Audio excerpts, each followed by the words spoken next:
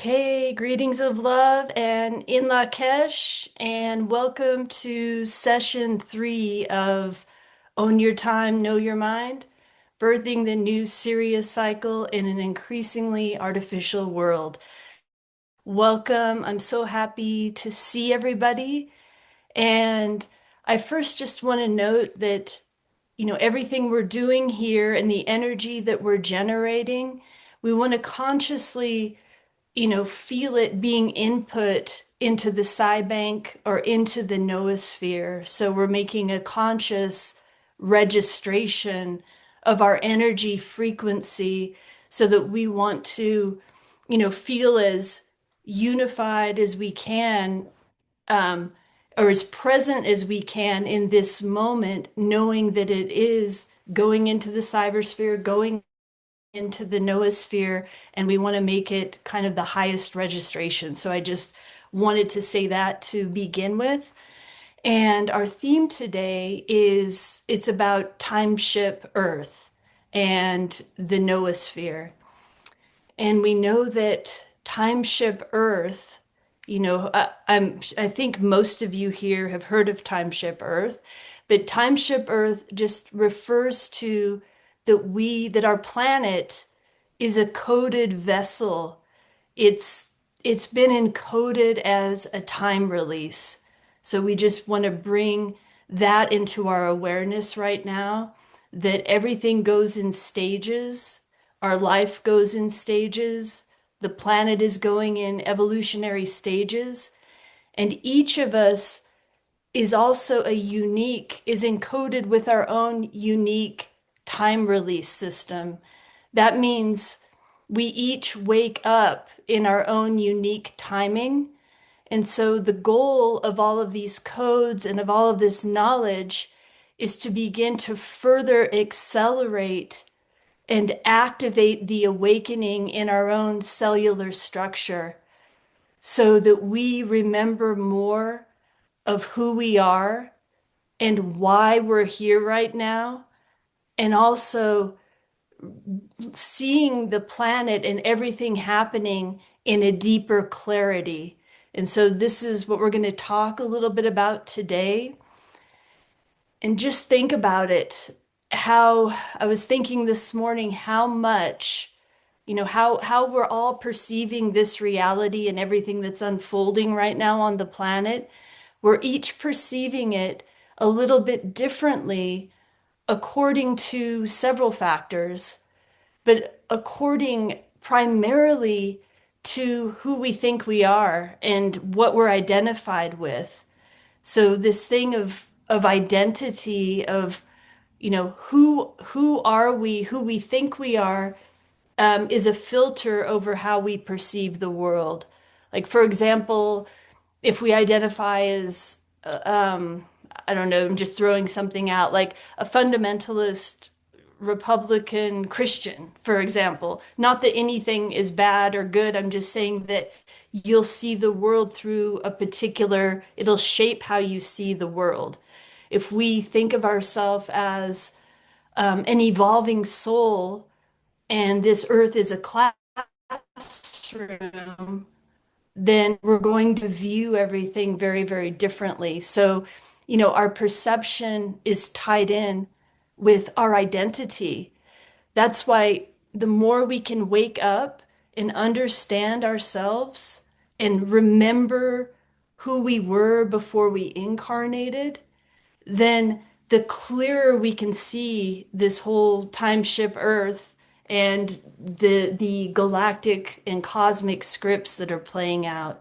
So I just wanted to begin with that, and knowing that this entire knowledge base, going back again, 1987 to 2039, 1987, this all began with the harmonic convergence, but it began as an act of planetary geomancy, of having people go to the sacred sites all over the planet and meditate and why was that? To activate the Earth's light body and awaken the consciousness and the conscious connection of our body with the crystalline core of the earth to accelerate the awakening because we're not separate from the evolution of the planet.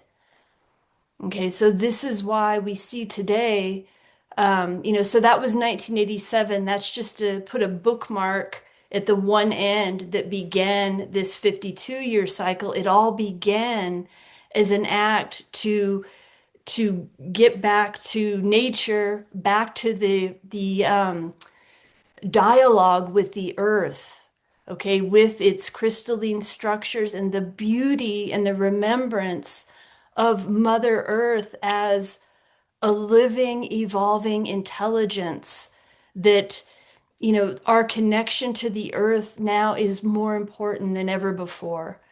And so the theme again today, the timeship earth, the earth as a coded time release, and the intelligence held within the mineral kingdom and the plant kingdom and the animal kingdom and all of nature. And so just for a moment, feeling our appreciation for this beautiful earth that sustains us and that allows us to, have breath and have life. And so, particularly because we're looking at the increasing artificiality and destruction of nature and the mining of all of the resources and kind of the taking from the earth.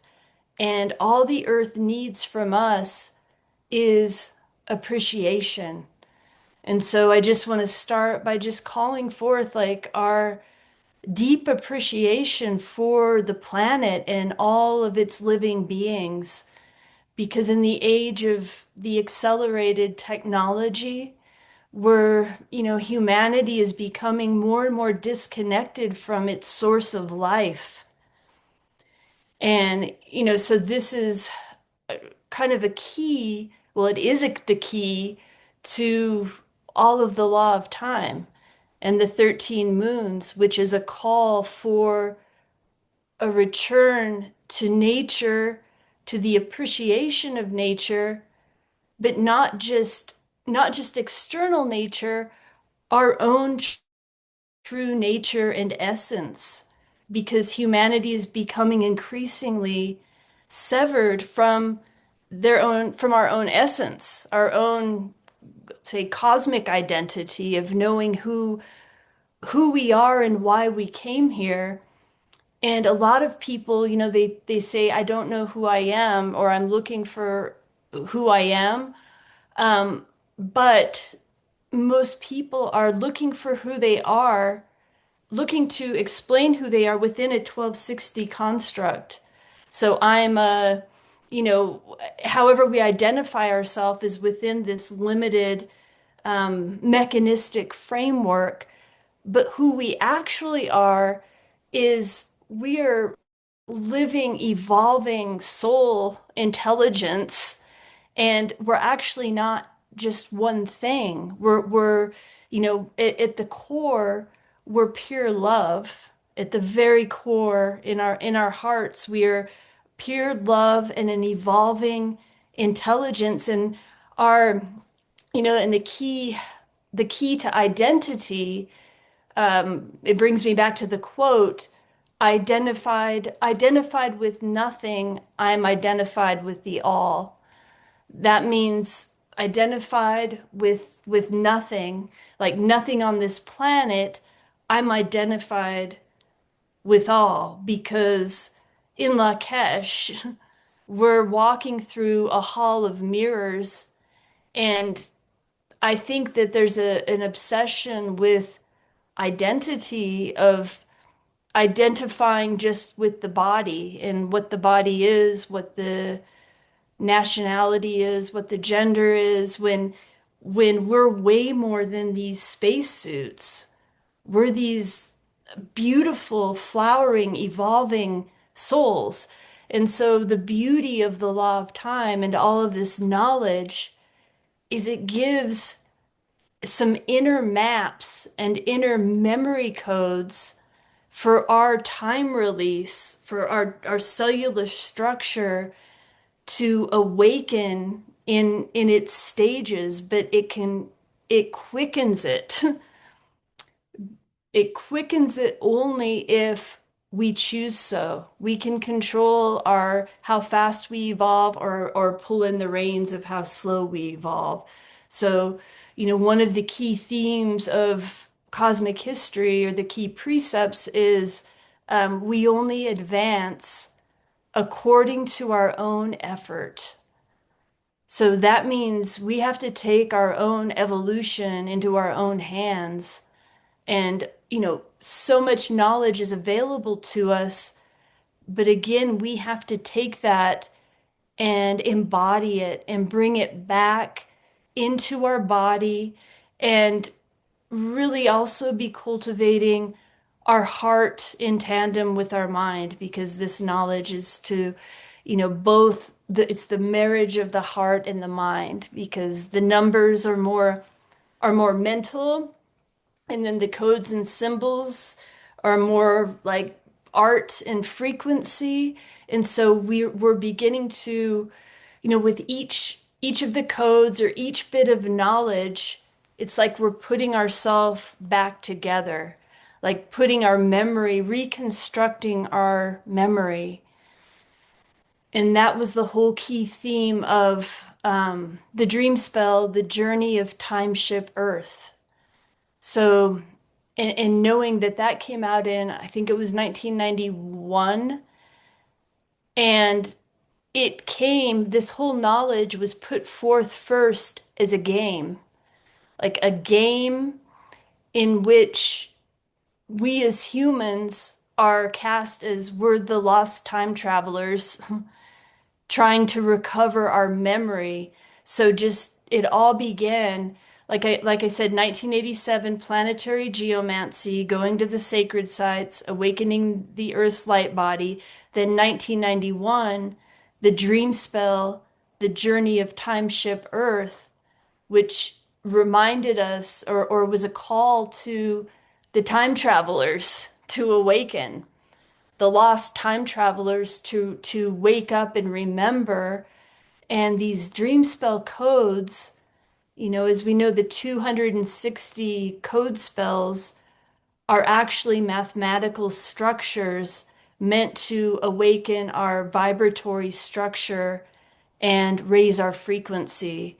And this is all about frequency, which we're going to look at in a moment, because it's not, this race for the artificial intelligence. It's not that technology is bad. It's about who's controlling our frequency. So it's all about regaining our own frequency. And the dream spell, I saw your message, Gabriel.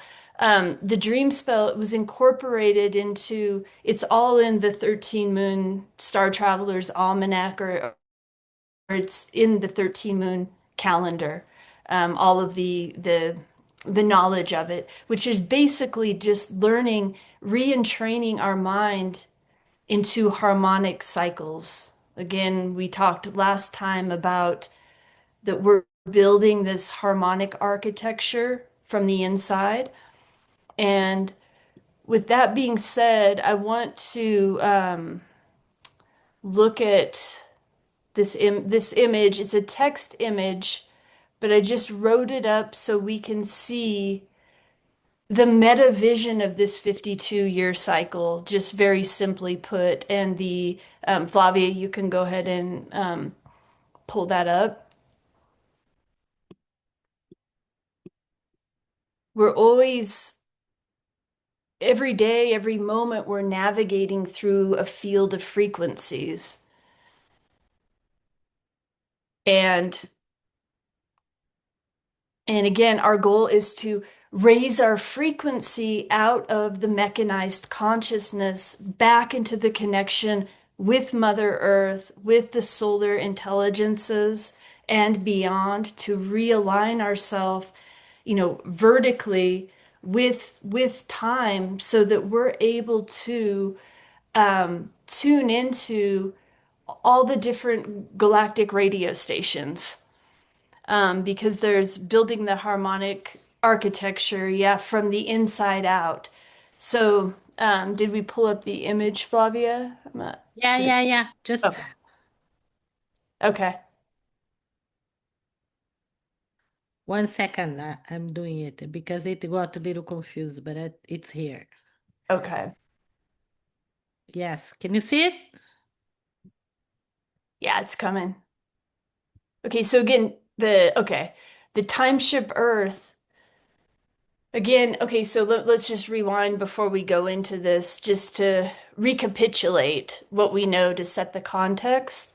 So, the time ship Earth, in the dream spell, it tells the story of how the time ship was hijacked, or that the theft of time occurred, which through a frequency blanket over our natural dormant capacities over the planet, and an increasingly mechanized blanket was thrown over the planet, and the theft of time came, and our time was hijacked, which is really a hijacking of our frequency that cuts us off from our cosmic memory. So the whole idea of the dream spell and of the 13 moon calendar synchronometer is that they are codes to heal the memory virus that's running rampant on the planet. Because the more mechanized we become, even with all the knowledge at our fingertips, more people are feeling more disconnected, fragmented, and separated than ever before. So we have to ask, you know, is this, are all of these technologies, as great as many of them are, again, it's not to negate technology whatsoever, but we really have to ask, is this making us happier and healthier as a humanity? Okay, so I want to look at this image. I don't know if people can see it. I know the font is kind of small, but I will give it to you afterward anyways. And so I just want to go through this because it's the basic premise for this four-session course. And this course was really meant to be a primer for further exploring all the codes systematically from the dream spell to synchronotron, and re-looking at each of them through the lens of the current time that we're living in now. So this is the basic premise here. New Sirius cycle one. I'll just go through this image for a moment. 1987 to 2039 is a 52-year cycle centered on the biosphere noosphere transition. And that just means going from the unconscious to the conscious. And the value, the value of the internet and all of the knowledge that we now know is that so many people are awakening to how this reality is actually run.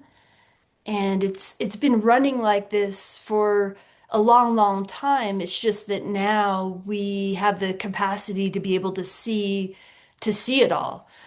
And so, but we could not have imagined even 20 years ago, all that we're realizing now. So in that case, the technosphere, the cybersphere is an absolute necessity tool for us going from the unconscious into the conscious.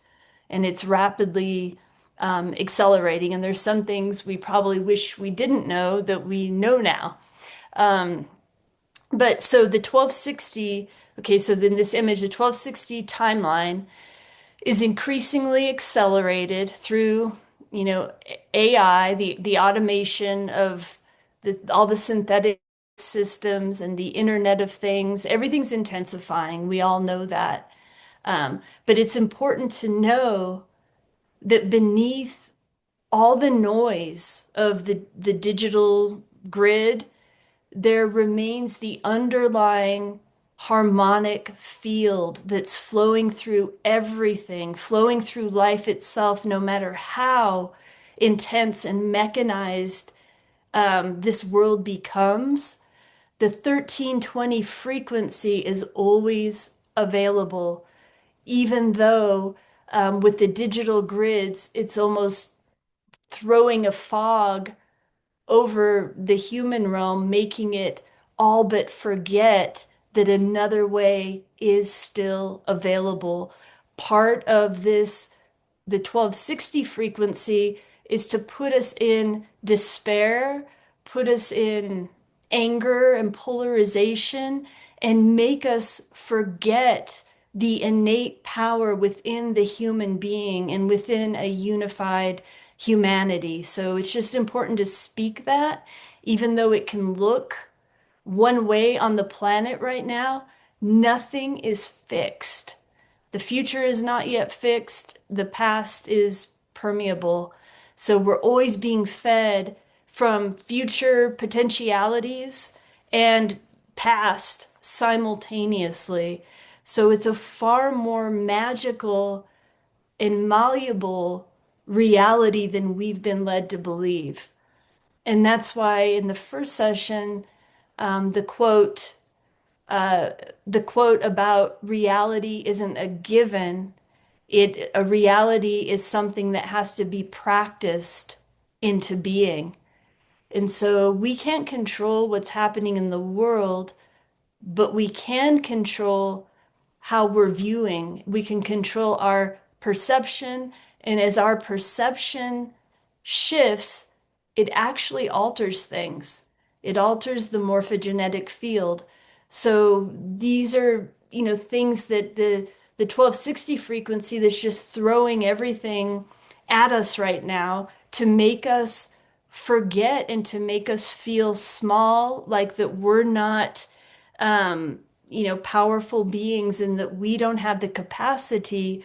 It makes us think we don't have the capacity to hook up with the greater galactic or cosmic intelligence, with the source, with God, who is actually, it's all ultimately is a game that we're undergoing. It is like a video game where we have to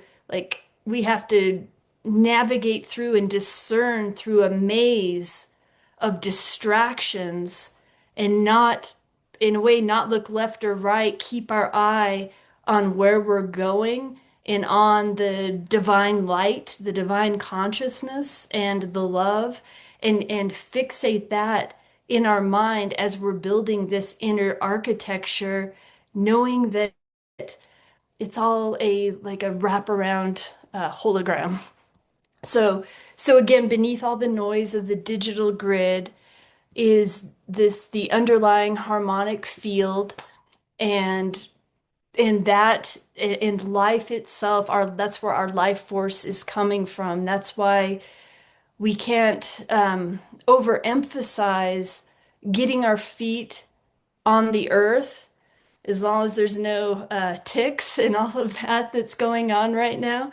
A clean spot on the earth, get your feet in, clean water and on the earth, connect with the crystalline grids, lay on the earth and breathe with it, and just allow the life force to kind of replenish us, and trees also.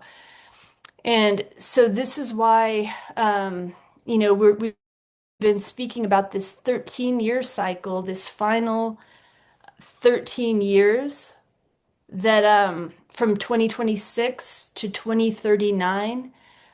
This is why this cycle is so uh, critical, and it marks this an accelerated transition period, as we see in this image, where two realities are intensifying simultaneously. And, we had the expansion again of the digital infrastructure, and then the reawakening of our own organic consciousness, the a main thing right now is to become as embodied as we can, so that we can activate our own inner technology. And so this by this organic consciousness, you see, we mean, this means the intelligence that is encoded into the human body and into the patterns of nature, the logarithmic spirals, the patterns and the geometries in nature, the because there are original design codes. When we talk about the return of the people of Oma, this means the return to the original code, the original codes of innocence, the original codes from which the machine world is attempting to replicate. So again, if something is trying to if the machine world is trying to copy, that means that there is an original template somewhere, because otherwise there would be nothing to copy, nothing to usurp. So it's such a paradox right now, because also we could say that everything from the machine technology to the human consciousness, all of it originated in the one mind, the one universal mind. So this is all a play of consciousness, also testing us to see how are the humans going to respond? What will the humans remember and wake up, or will they just allow themselves to be overtaken and synthesized in the machine frequency? So, and in this, let's see, let me, okay, so in at this time, I put here we can identify three major forces that are happening simultaneously right now, which we've been talking about. And again, the first is the acceleration of the AGI, or the artificial general intelligence, which is we're being pulled into an increasingly immersive artificial environments, and that are capable of simulating experiences or reality. Okay, we now have the rapid, the 6G, not only the 5G, but the 6G infrastructure that's being built. And then we talked about the massive acceleration of the data centers, that are just rapidly building a digital infrastructure, primarily right now in the United States, but really all over the planet. This is happening now at an accelerated rate. You can do your research into that, and you say, it's interesting when we think of the planetary geomancy and the ley lines, and then know that these data centers are being built over grid lines and over aquifers, which is something interesting to contemplate. So we have this digital infrastructure that's taking away many of the human jobs and consuming just vast amounts of resources and water. Okay, and then we have the digital IDs that are connecting, everything in our life to the Internet of Things. And so we see this digital infrastructure. And the thing is, it's not to be a victim of any of it. It all is meant to happen, or it wouldn't be happening right now. But it's how we're viewing it, and how we perceive it, and what we do is really the important thing. So, but I think, some people don't realize, that are living in, say, rural areas, that aren't really paid attention to or tuning into what's actually happening, the kind of the technospheric terraforming that's happening on our planet right now. And, we're approaching a point where the line between our lived experience and what's being, like, the holograms, that what's being digitally simulated, is beginning to blur for people. I mean, it already is happening. And this will leave many people questioning what's real or not. And this is why the building of our discernment, discerning wisdom, the building of our inner architecture, strengthening our connection to the source is so important right now so that we are not deceived by any appearances on the planet, that we are on, this for lack of better words, organic timeline, and we can see through the illusion. Basically, we're developing a mind that can see through this illusory reality because ultimately it's all Maya illusion. It's all mind generated. But we have to use our body. We have to really be in tune with how our bodies feel and use our bodies as the gauge to what is real or not. We have to become just super embodied now and attuned to our senses and our in our intuition, and that's what we have to use now to navigate the landscapes that we're moving through.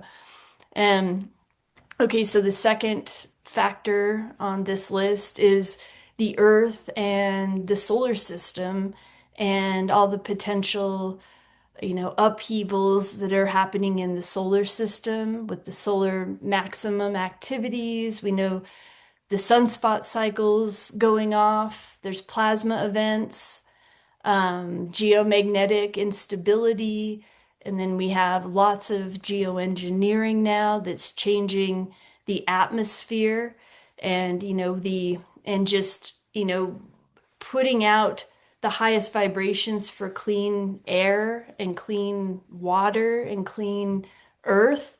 With everything that's going on, we have to constantly be purifying ourselves and purifying our space. So anyway, this is a huge factor that the earth is also rearranging itself and readjusting itself. So we have that happening. And then the third point is the reemergence of what we've been talking about, our organic intelligence. And that's not even quite the right word. If there's a better word, let me know. Um, but this has to do with the restoration of our natural timing frequencies. This whole planet is controlled by time and timing frequencies. It's not a small thing. Timing frequencies are the key to what is navigating this reality.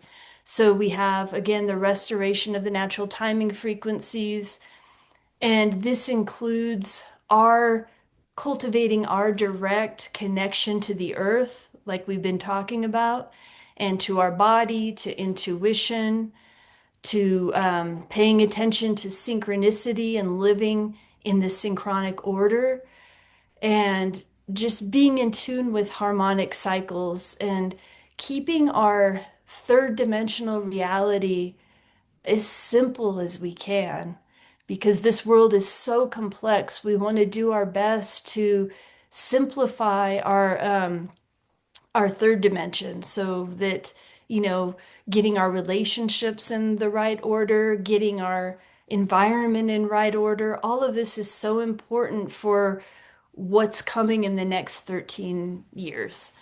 And one powerful way, I'm thinking of an Electra on here, um, for those, one powerful way to, natural innate wisdom. That's it. Organic intelligence, natural innate wisdom. Um, Simple. I know we need to simplify, just clean up as much as we can. Like even from now until this coming day out of time and Galactic New Year, July 26th, it's going to be the galactic moon, the solar ring of the galactic moon, and it's going to be a year of purification. And it's I harmonize in order to purify. So this coming, year, just be looking at how can we simplify our third dimension, just get it in order so that it frees up our mind to be able to explore deeper deeper realities and deeper aspects of it. Real intelligence. Yes, I like that. An integral, organic, cosmic, human, infinite intelligence. Yeah. Yeah, the infinite intelligence that we can always that's always been here from the beginning of time, and it always will be here, and it's this actually natural intelligence that all of these artificial things are woven around, integral.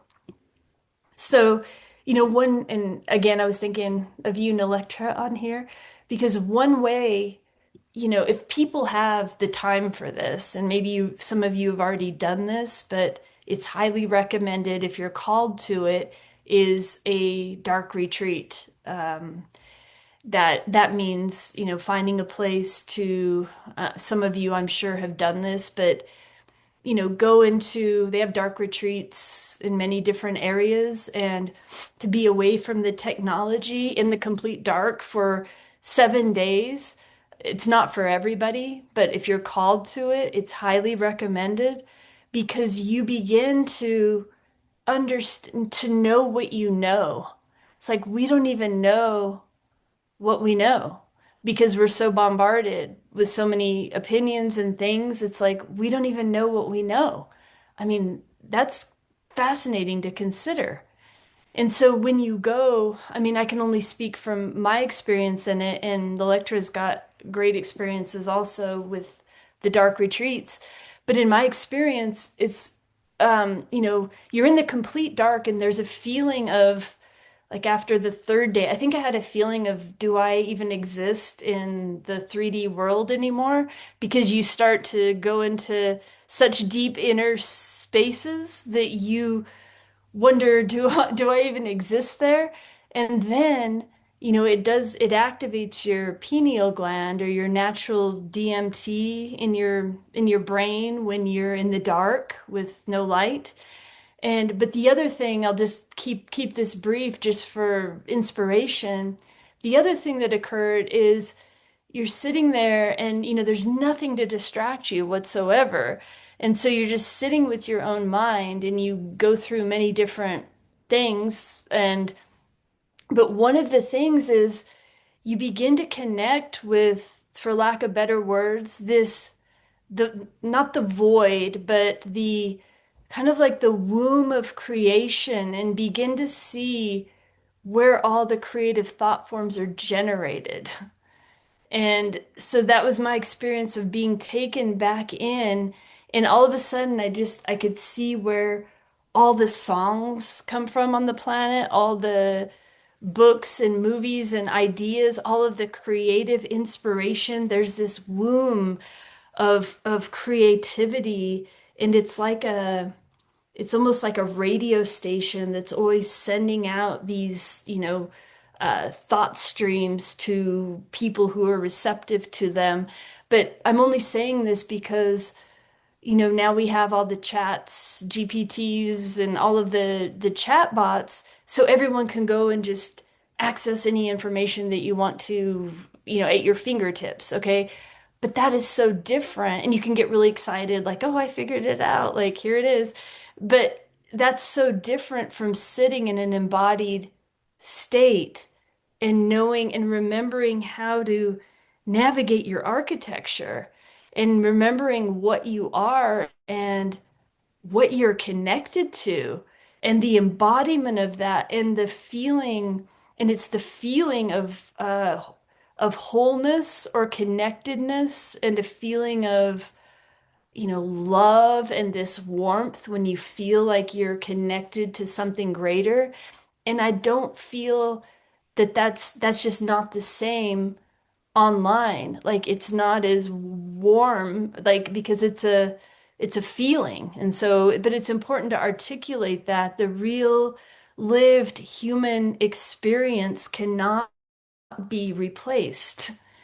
And because what is so amazing about the human experience is that we're in like enclosed in a great mystery. And I think when everything's at your fingertips, it's like you can't feel the great mystery anymore. And so that's part of the magic of being alive is this great mystery. And so that's a little bit about the third one here, the reemergence of integral, infinite, organic, innate, natural intelligence and knowing what we know. And that's why retreats and things are so important, but I think they have to be guided or done in the right way to be super effective. That's why we need more retreat centers, places where people can go and digitally detox and begin to plug in and play with this new knowledge because the synchronic order, the law of time, it's like a it's like a recipe book or it's a palette of new creation for lack of better words, and it's a recipe book that when you play with it and you plug in the codes and you just begin to turn this on, then you're like in one moment you can have whole memory downloads and I've just found that it accelerates everything and other people have found it too and because most of you work with this knowledge. But again, the deeper issue of our time is not technology, it is frequency. And the question is what you know, with all of the artificial intelligence and with our innate intelligence, the question is always what or who are we synchronizing to? So this gets back to who owns your time, owns your mind.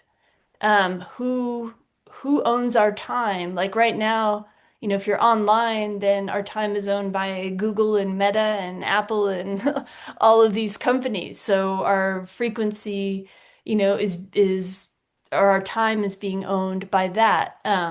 That's not to say we can't use the tools, but not let the tools use us. Um, so again, in the last session, we talked about cultivating our inner architecture. And again, we're repeating some of the things to review because it's so important to continuously go back and review the basics every time you weave a new context. So, the 13 moon, 28 day, it's not a calendar, it's a synchronometer. The purpose of it is to enter us into this synchronic order and to help us install a harmonic architecture, which then becomes our perceptual lens. I liken it to, all of the knowledge from the radial plasmas to the 13 moon calendar to the pulsars, like all of this knowledge, what it ultimately is they're decoding devices that unscramble the artificial matrix so that you can see a new purified perception. So that's because they entrain the mind to think in fractals and in harmonies and in love ultimately. Because when we're connected to um, these frequencies, it should be increasing our compassion and our love for everyone and for humanity. Otherwise, knowledge is no good if it's not increasing our heart energy and making us more compassionate. Um, so again, I think this is the main gist of this of the original intention of why I wanted to do this 4 session course was to begin to really lay a new context for this entire knowledge base because from its inception in 1987 to 2012, 2013, it was all going toward calendar change. It was toward activism and the peace movement, and that was like all of this had to be laid, this whole infrastructure was laid in that period of time where all of these codes came through. However, we're on the other side of that now in the 2013 to 2039 cycle. And the fact of the matter is that the collective did not make that choice for natural time, the collective. But so it is up to each individual to awaken and then go activate other individuals and create it like that, because you're never going to convince the current collective. The collective is, already playing out its processes, if that makes sense. So there was a real flip from, and that's not to say we're not working for the greater whole and we're not here and we're here to unify all of that. I hope that communicates in the right way of what I'm trying to say, because the power is now back fully in the hands of the people. We cannot, um, we're not, I'm not here to convince anyone of anything at all anymore, ever. It's like we're doing it from our own, by really being in integrity in our own frequency and really connecting to our own frequency first, and then just trusting that that is what is affecting the morphogenetic field, is us reconnecting with our own frequency, putting ourselves back together, because there's a tendency in groups or in movements, and that's not to negate them at all, but there's a tendency to jump in and connect with people before you've really done the inner work. And then it just becomes a projection booth and a hall of mirrors of competitiveness and all sorts of things. So it's really each, like I said, the power is back into each individual to build the inner architecture, then go and transmit it to those who are the time travelers that are ready to awaken. And there's many of them on the planet right now that are just waiting for a new vision or waiting for um, a new frequency. And we communicate it through what we're embodying and what we become, not what we know. Like we can learn a bunch of facts or a bunch of numbers, but if we're not living it, and it takes a while to embody things. I mean, you have to really reflect, be really reflective and really question everything that's presented to you. You have to develop a mind that questions it back to the source. Don't take anything at face value that we're given right now. This is why the world of Maya wants to deceive us at every direction. So we have to be like investigative journalists inside of our own consciousness, where we're like, okay, this is presented. And sometimes it's a very interesting time, because we're things are evolving so quickly that in one moment we can think, oh, this is it, this is the truth, and then the next moment something will come to negate that and a new truth will appear. And so we have to be open and receptive enough to allow, and be humble enough to allow ourselves to be upgraded without being fixed, because it's not a time to be fixed or rigid right now. We excavators of truth. Yes. It's like it's a galactic treasure hunt. And we're all like searching for the treasures to put this, like, so we're searching for the treasures to put a new game board back in order, because game board the old game is crumbling, and we don't want, if we're attached to what's crumbling, then we go down with it. But if we're focused and we put our mind on, say, creating the new, or the new earth, whatever name that you want to call it, because this new consciousness, it's already here. It just requires enough individuals to begin to tune it, tune to it, and then vibrate it in. Because it's not going to come in any of the old ways, any of the old ways that we've done things, or even organizations. It's non-local now. It's like there's something totally different emerging and happening. And the only way we can know what it is we have to constantly, like I said, when I wake up in the morning, with all that I've learned, all that's been transmitted, if we have to become like a child. Be like, I don't know, show me. Like, show me the truth, show me, guide me. And like I have, and then you have to be open to be guided into the higher truths. Because that's why the archetype, someone asked about the Red Queen, and it's not like a queen with a crown. It's like it represents the anonymous, feminine, receptive, time traveling consciousness. And the one that is not, I don't, not identified with any one form. It's inside of all of us. It's the consciousness that we have to give ourselves permission to not be crystallized, to we're always evolving. So we might feel like we're one thing one moment, and then the next thing we feel something else. And because we're in a time, this biosphere, noosphere is a huge, unprecedented transition.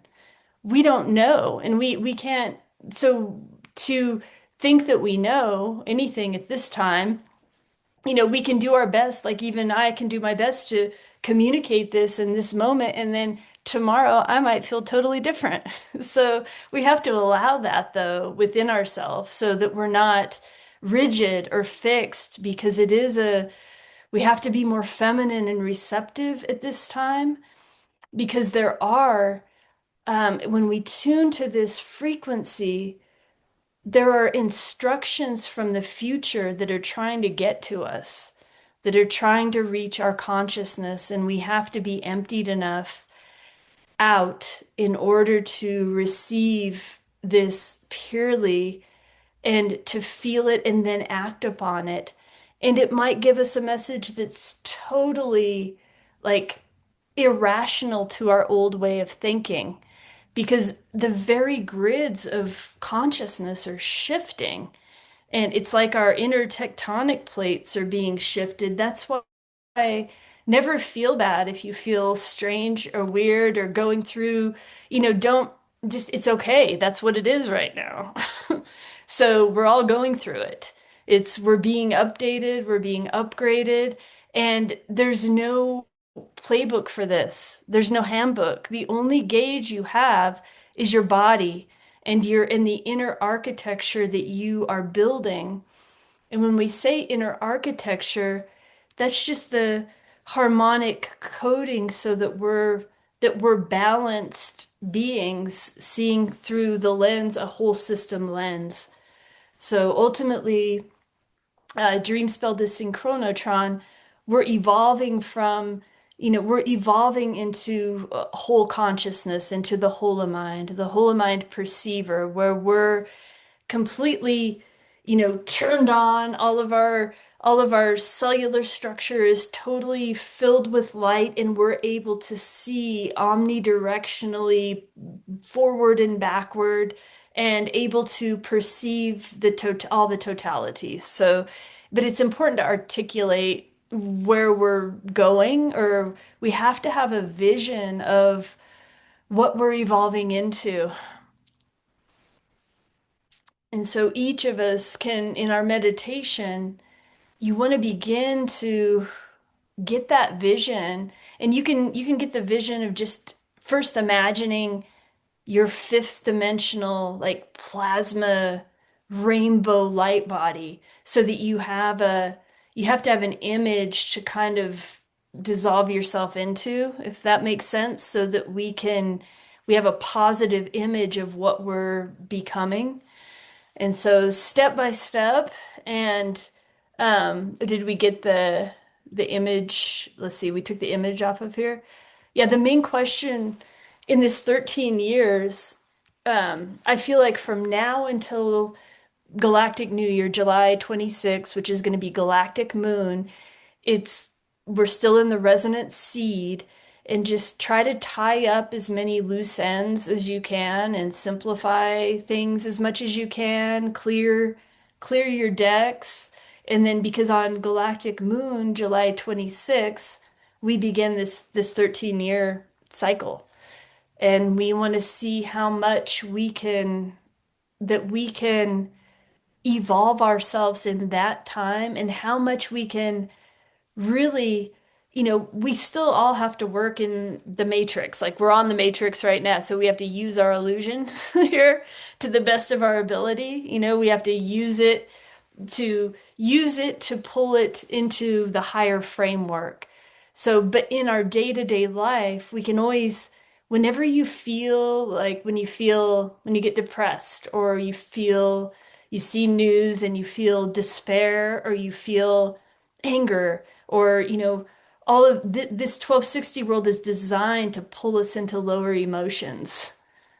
Okay, because the machine actually feeds on the lower energy fields. It feeds on our polarization. It feeds on our anxiety. So when you feel that, what I'm saying is like when you feel like anxiety or you feel depression, use that as your code or your trigger to know to unplug and plug into the creation of the new, if that makes sense. So that you set up your inner realm to serve you, so that you're using it's like we're an artist. We have to use an emotion as our palette. So we want to take the raw emotion, and it could be grief, it could be anything, and we want to transmute and create something of beauty to offer to the new infrastructure. So, all the greatest poets and musicians and writers, I mean, all the greatest ones have touched the levels of like the depths of despair or of grief or all of those like intense suffering feeling. And what did they do? They went into it and they pulled it out and transmuted it and made it into a beautiful something beneficial for everyone to connect to, so that we didn't feel alone. The greatest musicians, the greatest artists, many of you are musicians and are artists, and but the art is definitely the highest frequency music, creating more art and creating transmuting all of this into higher works of art, into higher interactions and all of it. So so again, Timeship Earth is a coded vessel and it's on a time release.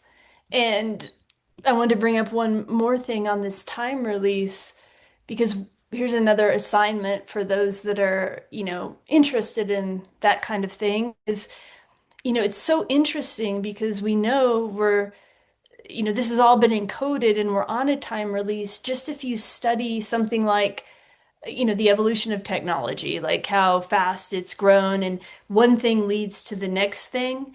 And I was reading recently how like photography, like we all have our, cell phones and we're all taking pictures, but just think about it. I think it's been 173 years since like the first old-fashioned photograph, since photography began. And you see like in that cycle, like how like now it's like we're just like Instagram and like photos, images, like we have like image fatigue now. Where but just rewind to like 173 years ago, like just think of how magical it was when the first photograph came out, because before photographs people had to sit like for hours and be drawn or painted, right? So we have like the painting, and that's, so it's only been like 173 years, that we've seen. And again, the replication. It's like a copy of a copy. Before we didn't have that technology, and things like this are just fascinating to contemplate. Of like, how did we get from there to here, and try to time travel back to like when radio came out and how, and that we take that so for granted now, radio, right? But at that time, if you were a kid, I remember Votan telling me how he would run home from school to hear his radio programs. And it would be so exciting because, it was before TVs, before all of that, you would listen to radio programs, and that deals with frequencies and electromagnetism, and that in itself is a miracle. So just the study of like we're on a time ship, it's a coded vessel, and it's magical time release. So just looking at all of that, and you might map out 1987 to 2039 of just different, say, how technology unfolded, or if you're into, history, you could do historical events. It's a good way to study. Like it gives you a before radio drums, yes, the primal beat. And so, so these are just because part of the law of time, and my main mission was cosmic history, which is the unfoldment of the law of time, and it's called the reformulation of the human mind. And what does that mean? It means that when we reformulate our mind, it's like then we go back and look at everything differently. Just like, oh wow, it's a time release. I never thought of it like that, and how one thing leads to the next thing. So it reformulates your mind to, and it becomes so much more magical because there's nothing that's mundane. Everything is saturated with meaning, and there's so much to know. So, um, so again, this is Timeship Earth, and back to that it was all put out first as a game because, every day we're living in the game in a way. We're perceiving, like we said last session, we're our sensory, our body, our five senses is how we are inputting this game or inputting reality, and then we're processing it in our brain computer. But all of the, and so we want to purify our senses. That's why we do, cleansing, or just purifying your mind, purifying your body. Why do we do that? Because we want to become as clear an antenna as we can. We want to become as purified so that we don't have illusions, and we're able to just tune our pineal gland directly to the new beam that's coming in.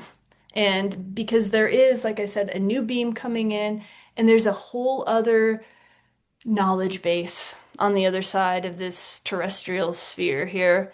And that's what's exciting. And yeah, so we're constantly receiving past and future simultaneously. And we'll take a pause just for a second to breathe and to just integrate a little bit.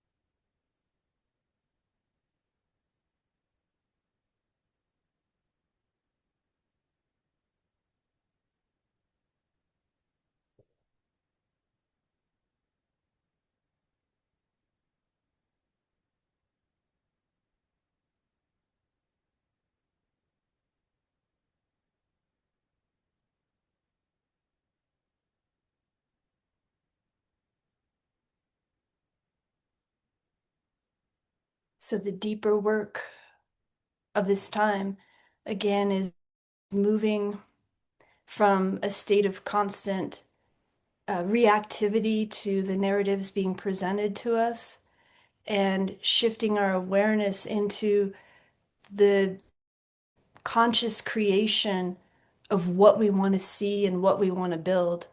And that's why we have to write the story of tomorrow through our being and through our consciousness. And in our journals, writing by hand, again, is so important.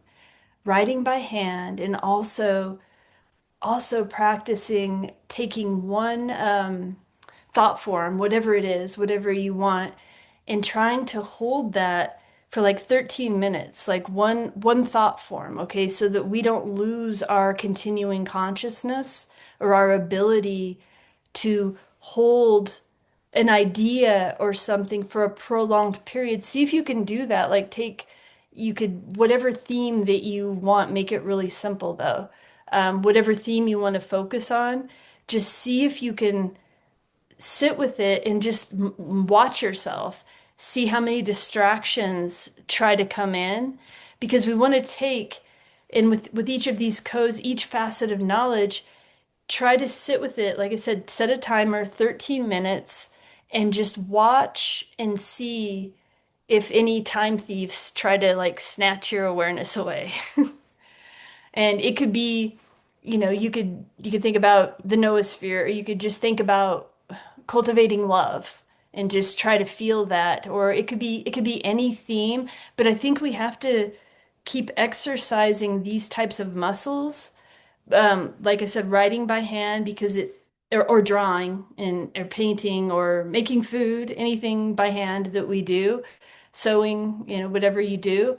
Um, but this is like because when we utilize our hands or when we walk, we're activating our 1320 technology. Like this is our fingers and toes. These are our movement, is our articulation. And so we want to keep our body online, if you will, or keep it activated and active, because if we're just typing, and I type a lot, but I also every morning write by hand, and it's a slower experience, and we're so conditioned now to want things really, really fast, to do things quick and want information fast. But the slowing down and really writing, it's an exercise of memory.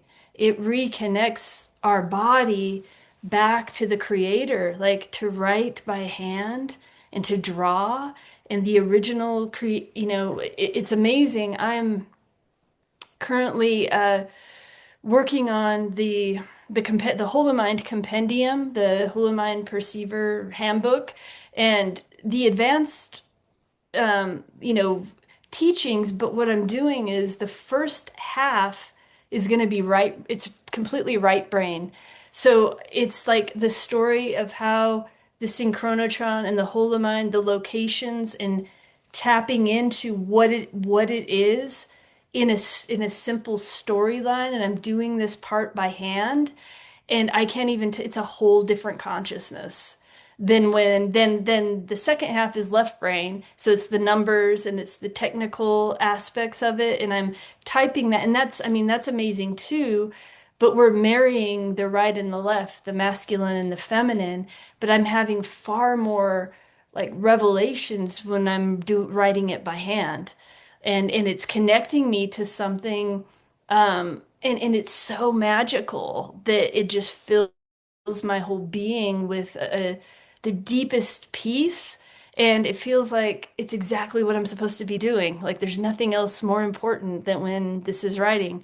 So thank you. Yeah, it takes a lot of time though, because writing by hand and to write legibly by hand, that's like, so the book might be just like in the first part in the actual handwriting, so to feel the energy of the handwriting, and then the second part will be the technical, because it is all the Whole Mind Perceiver is the mothership of all of this, but it can become disembodied if you don't build the proper internal architecture to be able to hold it. It's too much. It can fry nervous systems, or people will be like, what is this? It doesn't make any sense. So I'm trying to build a bridge. So just, and I'm hoping 2027, because it'll be 20 years from the first dream about the Holomind. So send me good energy on that. We'll see how it goes.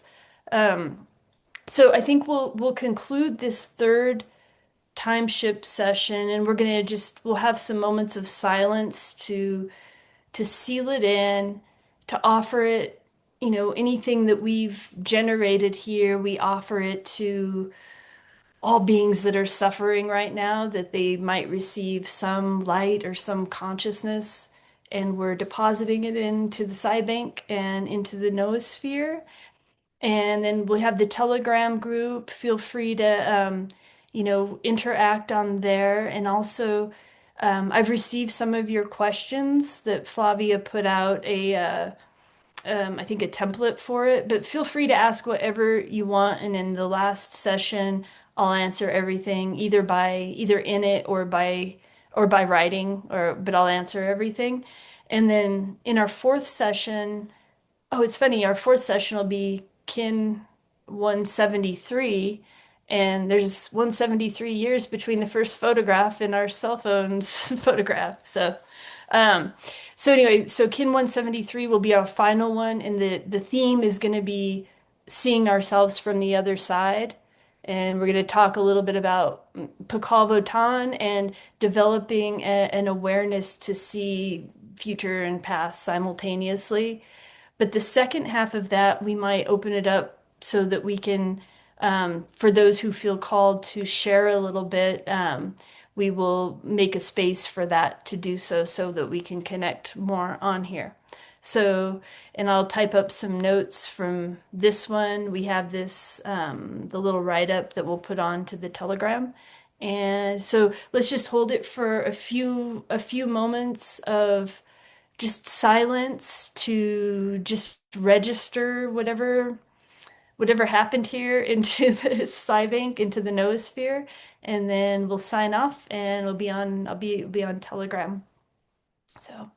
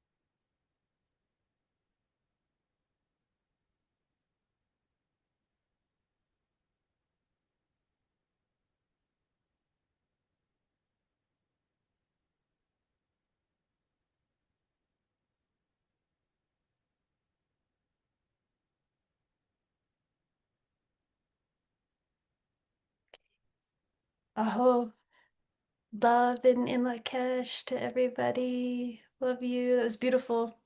And the playback will be available on Telegram and we'll send it out. Mhm. Okay. Flavia, is there anything else? Oh, I love all the hearts. I don't know how to do them.